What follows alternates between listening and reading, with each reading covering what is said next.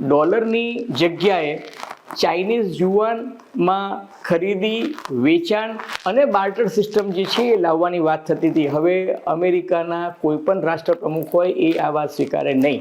તમને જો યાદ હોય તો સદ્દામ હુસૈને અમેરિકાના ડોલરને બદલે યુરોમાં પોતાનું ક્રૂડ ઓઇલ વેચવાની જાહેરાત કરી અને સદ્દામ હુસૈનની ગેમ થઈ ગઈ. એ વખતે તમને જો યાદ હોય તો ઇતિહાસના વિદ્યાર્થીઓ કે અર્થશાસ્ત્રના અનુભવીઓને ખબર હશે તો યુરોની કિંમત વધી ગઈ હતી અને ડોલરનું ડિવેલ્યુએશન થયું હતું એક પ્રકારે. એટલે અમેરિકા બહુ જ ગિન્નાયું હતું અને સદ્દામ હુસૈન જે છે એનો વારો કાઢી નાખ્યો હતો. એ જ રીતના કર્નલ ગદ્દાફી કે જે લિબિયાના સરમુખત્યાર હતા એને આફ્રિકા અને દક્ષિણ આફ્રિકાના દેશોને કહ્યું હતું કે હું તમને આફ્રિકન કરન્સીમાં જ મારું ક્રૂડ ઓઇલ વેચીશ અને ક્રૂડ ઓઇલની દરેક લે વેચ જે છે એ અમેરિકી ડોલરની જગ્યાએ આફ્રિકન કરન્સીમાં થવી જોઈએ. કારણ કે જેમ સદ્દામ હુસૈન માનતા હતા તેમ કર્નલ ગદ્દાફી પણ એવું માનતા હતા કે ક્રૂડ ઓઇલ દુનિયામાં ગમે ત્યાં ખરીદાય પણ જો સોદો ડોલરમાં થાય તો અલ્ટિમેટલી ફાયદો જે છે એ અમેરિકી ડોલરને ને અમેરિકી ઇકોનોમીને થાય છે.